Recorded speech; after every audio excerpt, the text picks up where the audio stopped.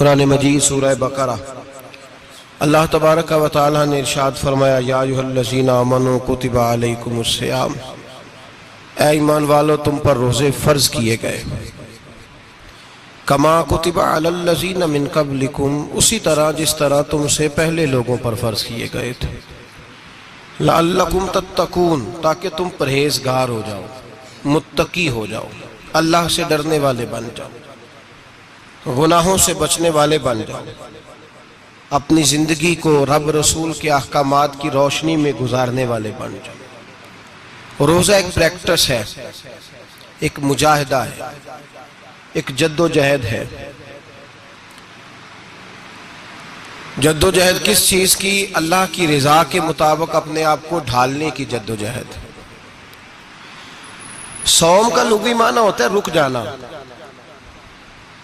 حلال رزق سامنے پڑا ہے، حلال مشروب سامنے پڑا ہے،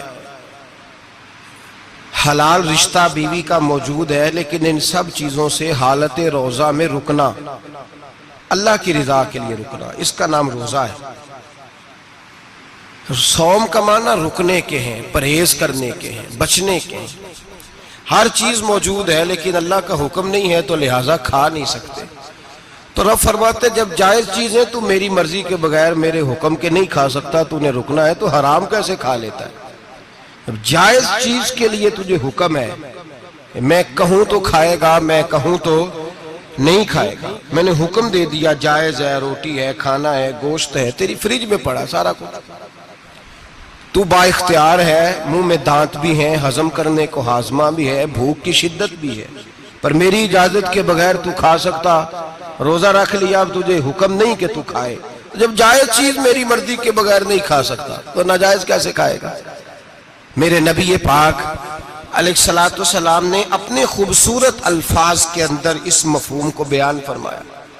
محبوب پاک صلی اللہ علیہ وسلم فرماتے جس نے جھوٹ نہیں چھوڑا، غیبت نہیں چھوڑی، برائی نہیں چھوڑی، اللہ کو اس کے بھوکے پیاسے رہنے کی کوئی ضرورت نہیں۔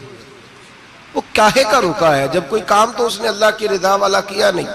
روزہ رکھ کے دغا کر رہا ہے، روزہ رکھ کے جھوٹ بول رہا ہے، روزہ رکھ کے کم ماپ رہا ہے، تول رہا ہے، دھوکہ دے رہا ہے، رشوت لے رہا ہے، فراڈ کر رہا ہے، حرام کا مال کٹھا کر کے کہتا ہے اس میں سے چلو 10 دیگیں بھی پکا دیں گے۔ وہ بھائی جو کام اللہ نے تجھے کرنے کو حکم دیا تھا، جب تو وہ بجا ہی نہیں لا رہا، مقصد روزہ ہی تو حاصل، لعلکم تتقون۔ روزے کا مقصد یہ ہے کہ تو پرہیزگار ہو جائے۔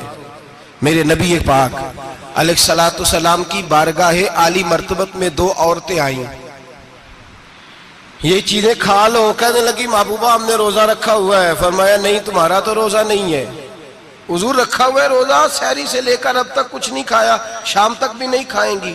محبوب نے فرمایا ذرا کہہ تو کرو، الٹی تو کرو۔ کہہ کی تو ان کے حلق سے خون بھی نکلا اور گوشت کے لوتھڑے بھی نکلے، پھوٹیاں بھی نکلی۔ نبی پاک نے فرمایا وہاں بیٹھ کے تم نے اپنے جاننے والوں کی غیبت نہیں کی، چغلی نہیں کھائی؟ خاموش ہو گئیں، گردنیں جھک گئیں۔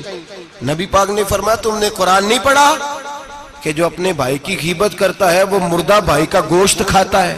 تو گوشت کھا کے بھی تمہارا روزہ رہ گیا ہے۔ کس طرح کا روزہ ہے کہ صاحب روزہ رکھ کے نہ رکھنے والوں پہ تنقید کر رہے ہیں؟ تراویحاں پڑھ کے نکلے ہیں تو کہتے ہیں میں اکیلا ہی نیک ہوں، باقی تو محلے میں کوئی پڑھتا ہی نہیں۔ یہ کیسا تیرا روزہ ہے کہ تو روزہ رکھ کے تو اس کے مقصد کو نہیں سمجھا؟ لعلکم تتقون۔ روزہ دار تو وہ ہے کہ روزہ رکھا ہوا ہے، کھانے بھی سے رکا ہے، پینے سے بھی رکا ہے، عمل زوجیہ سے بھی رکا ہے، پھر وہ جھوٹ سے بھی رکے، غیبت سے بھی رکے، بدنگاہی سے بھی رکے، حرام خواری سے بھی رکے، رکے ساری چیزوں سے۔